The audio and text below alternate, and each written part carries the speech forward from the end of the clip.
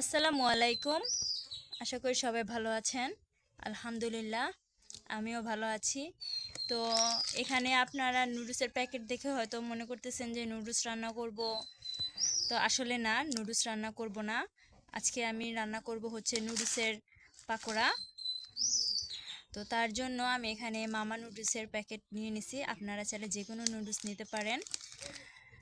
এখানে নিয়ে নিছি চালের গুঁড়া, এখানে নিয়ে নিছি পেঁয়াজ কুচি, কাঁচামরিচ কুচি, আর বাকি মশলাটা তো আছেই, সেটা যখন রেসিপি পুরোটা তৈরি করব তখনই দেখতে পাবেন। তো কিভাবে আজকে নুডলসের পাকোড়াটা তৈরি করি পুরো প্রসেসটা দেখাবো। তো পুরো ভিডিওটি দেখতে আমার সাথেই থাকেন। প্রথমে আমি নুডলসটাকে সিদ্ধ বসাই দিছি। তো নুডলসটা এখন সিদ্ধ করে নিব ভালো করে। নুডলসটা যখন বলক উঠবে, বলক উঠার একটু পরে নামিয়ে ফেলবো, কারণ বেশি সিদ্ধ করলে সেটা আঠা আঠা হয়ে যাবে, বেশি সিদ্ধ করা যাবে না।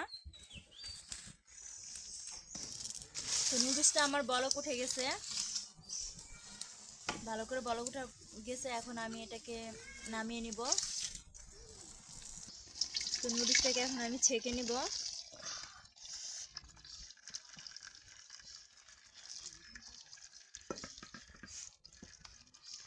এখন একটু পানি দিয়ে নুডলসটাকে ঠান্ডা করে নিব।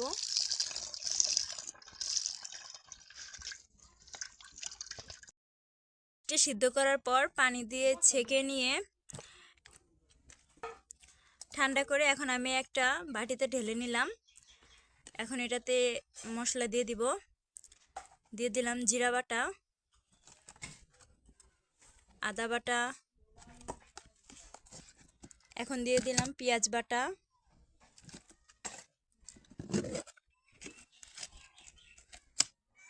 রসুন বাটা,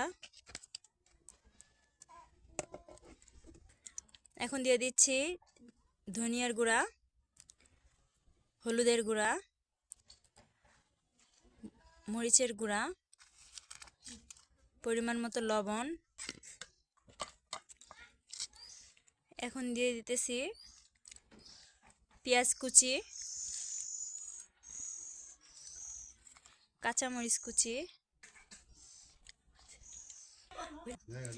এখন দিয়ে দিতেছি সামান্য পরিমাণের তেল।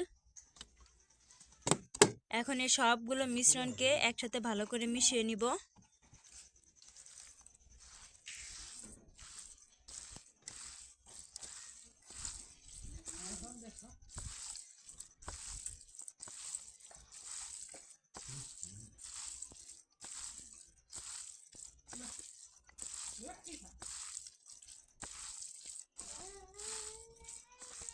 তো নুডলস সহ সবগুলো মিশ্রণকে ভালোভাবে মিশিয়ে নিলাম। তো পাকোড়াটা মুচমুচে করার জন্য এখানে আমি দিয়ে দিতেছি চালের গুঁড়া।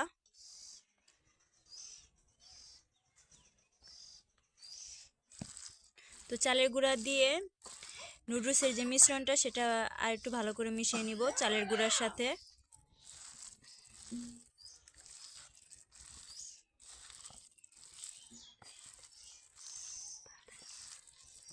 তো আমি এটাতে কোনো পানি ব্যবহার করব না। তো আমি শুধু চালের গুঁড়াটা দিয়ে এটা ভালো করে মেখে নিব।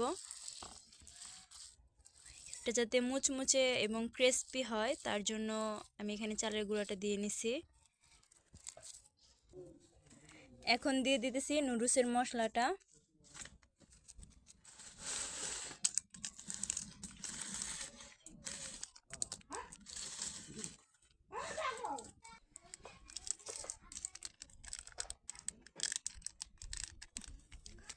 তো নুডলসের মশলাটা দেওয়ার পর আমি আর একটু ভালো করে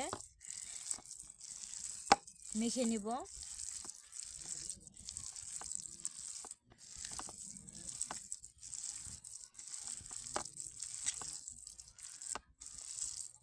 তো পাকোড়াটা ভাজার জন্য আমি কড়াইতে তেল গরম করে নিছি। এখন আমি পাকোড়াগুলো দিয়ে দিব। তো এভাবে এক এক করে দিয়ে দিব। তো এভাবে পাকোড়াগুলো কয়েকটা দিয়ে দিলাম।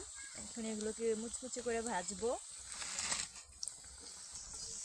তো এখন এক এক করে পাকোড়াগুলো উল্টিয়ে দিব।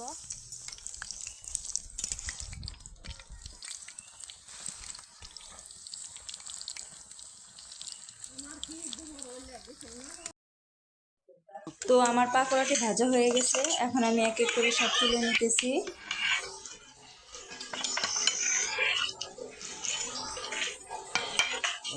তো দেখুন একবার আমার পাকোড়াগুলো কি সুন্দর হয়েছে দেখতে, এবং দেখেন কি সুন্দর মুচমুচে, আর হচ্ছে আপনার ভিতরে অনেক সফট।